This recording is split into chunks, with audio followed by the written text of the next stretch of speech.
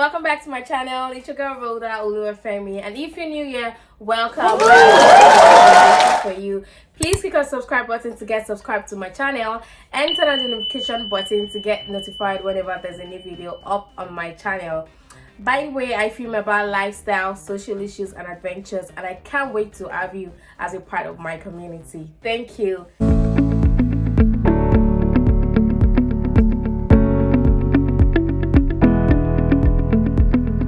In today's episode, I will be continuing on the last two episodes where I talked about things that Canada has taken away from me as a Nigerian living in Canada, and things that Canada has afforded me as a Nigerian immigrant in Canada. And today I'm going to be talking about things that I now do as a resident of Canada that I didn't used to do before now. Without wasting much of your time, let's just go straight into it. The first thing is time management, and this is not to say that back in Nigeria I didn't respect time or the time of others.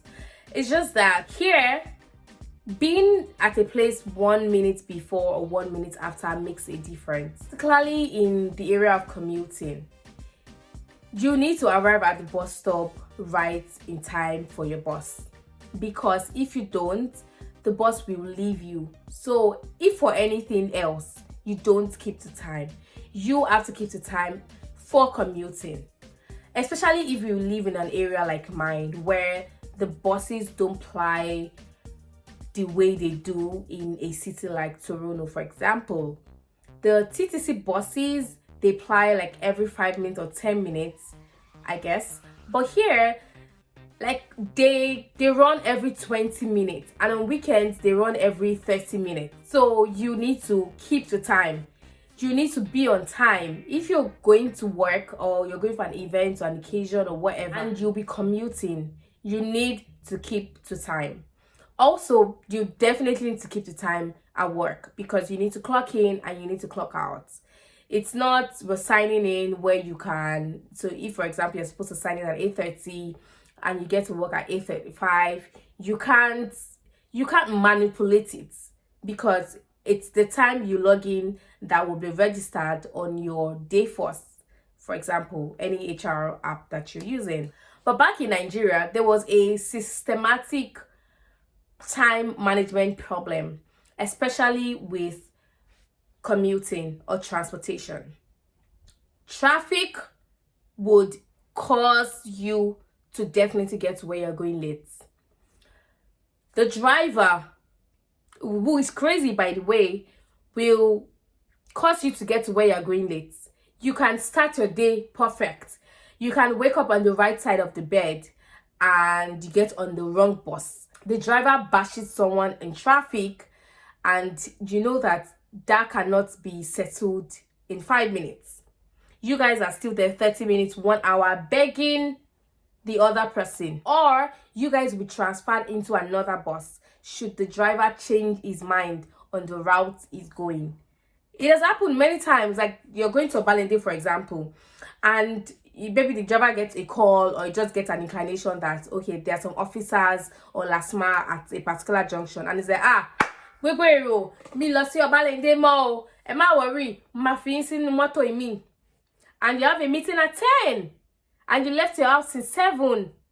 Like the system, the transport system is designed to make you not respect your time, not to talk of the time of others. So moving here, there's no reason not to keep the time. However, sometimes there are bus delays due to the weather, like heavy rainfall or snowfall.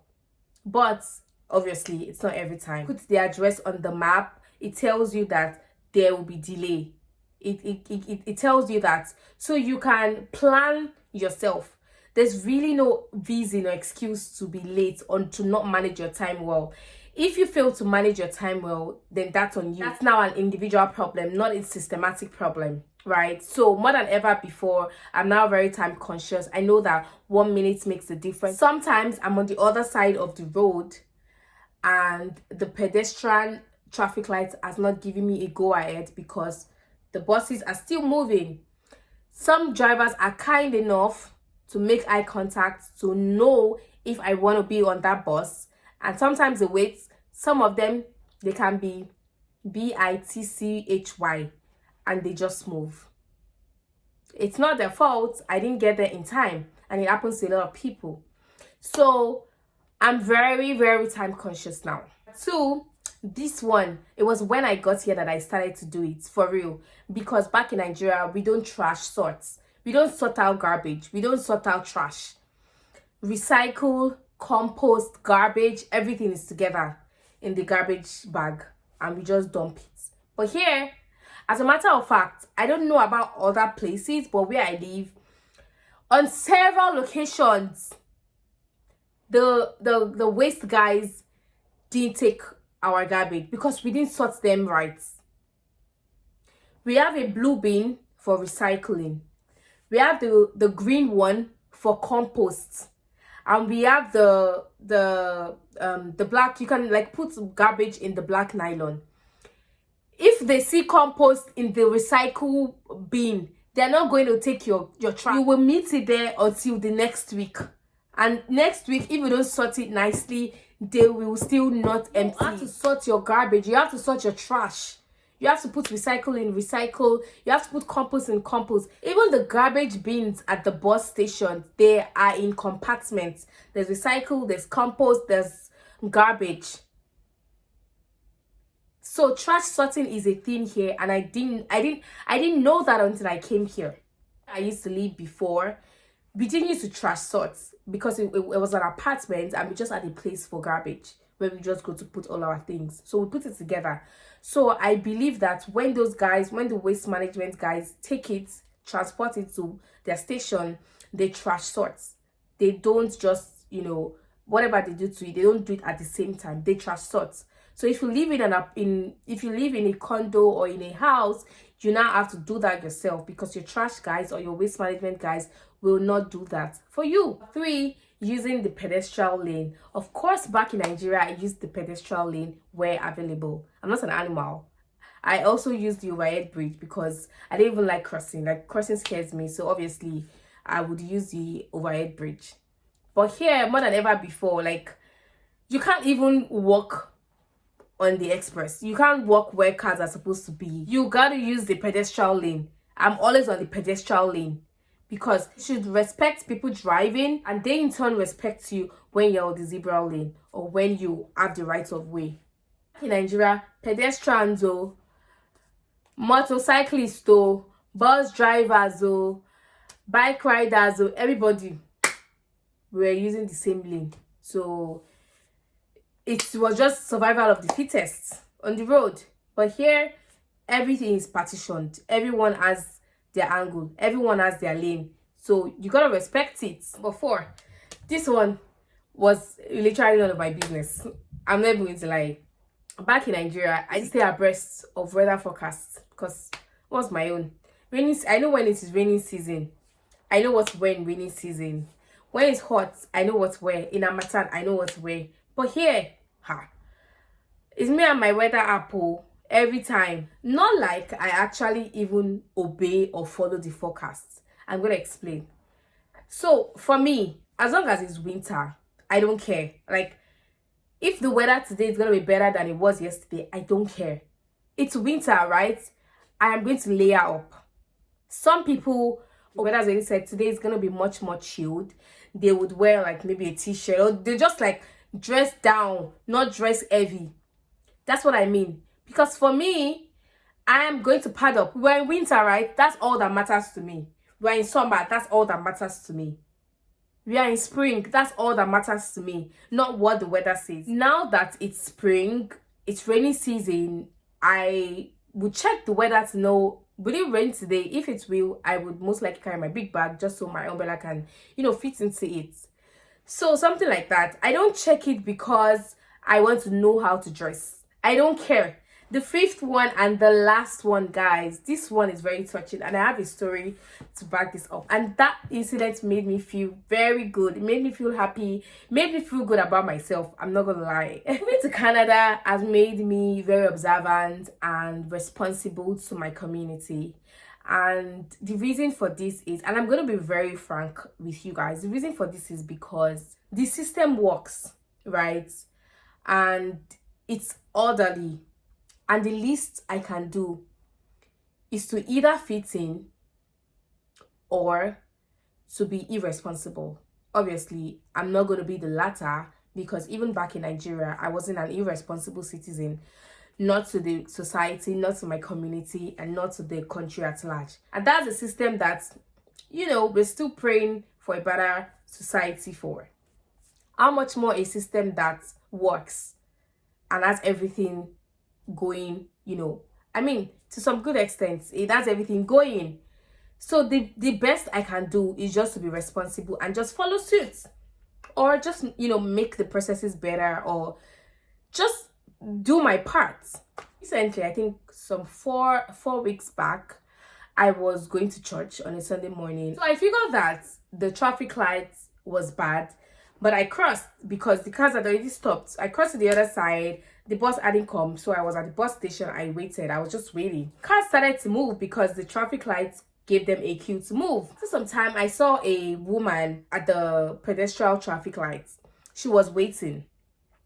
She waited for about 10 minutes, and that's not how the traffic light works. You don't stay there up to 10 minutes before you get a cue to move, because in that 10 minutes the traffic light for the buses had given them a cue. They've gone. Like, that one was working really well, but the other woman was just there because the pedestrian traffic light had not given her a cue to run. And I couldn't shout, but I just felt bad. I was trying as much as possible for us to make eye contact, so to let her know that the traffic light was bad and she just needed to cross as soon as the buses stopped moving. But anyways, the bus came and she was still there because she didn't get the green go ahead. I get on the bus and I was thinking about that woman. I felt really bad because, like I shared in point 1, the buses in my area don't ply every 5 to 10 minutes. They ply every 30 minutes on weekends. During the week, they ply like 15 to 20 minutes, but weekends 30 minutes. So the moment you miss the bus, you will wait the next 30 minutes to get another one. 30 minutes is a long time. You can use 30 minutes to do your laundry. You can use it to cook. Like, you can use it to do a lot of things. So waiting at that place for 30 minutes, oh my God, I was so sad for her. So I got back from church. The same thing. The traffic light was still the same. Then the next day, I went to the office in the afternoon. Yes, I went to the office around 1, and then it was the same thing. So I crossed to the other side, called the community service, and I told them this was happening. People were missing their buses because the pedestrian traffic light is not working and there's no queue for them to cross. And I figured this since yesterday when I was going to church, yada yada yada. And then the lady was so happy. She appreciated my efforts in reaching out. She asked me for exact details, name, the direction, because there are 4 different pedestrian poles and pedestrian lights. So she asked for the exact details. Is it the one on the residential lane or the one on the industrial lane? So that's where I crossed to the bus stop, is the industrial lane. Offices are there, everything industrial, businesses are running. So, and the other side is where you have the gas station at the bus stop, and then houses. There's no apartments here. They're just houses, condos and houses. So I explained to her exactly the poles I was talking about and the directions. And so that was when I was going, right? And then in the evening, it was already done. It wasn't even up to 7 hours. Already done it. So how will I not want to be responsible in such a society, in such a community? How? I think it's a conversation around, oh, but we have this thing in Nigeria. How many people are aware that these things are there? How many? My community literally has posters around. I mean, you can't post anywhere. But there are posters at designated places or approved places that says, if you see anything, if you hear anything, if you observe anything that endangers the lives of the community members here, even if it's the lives of animals, call this number. That's how I was able to call. I literally got the information on the traffic light pole. I got the information there. So not only are the structures there, the processes are also there. So it's not a situation of, oh, but we have people that you can call now, but do people know the numbers? Are educated, they know what to do. People literally know what to do. If I'm going on the road and I see someone helpless, almost dying on the road, I know what to do. And not only do I not know what to do, I have trust in the system that when I call, they're going to send help. And I'm not going to be endangered. I'm not going to be victimized. I'm as safe as the person I'm calling for help for. Thanks for watching, guys, and I'll see you in my next video. Bye, guys.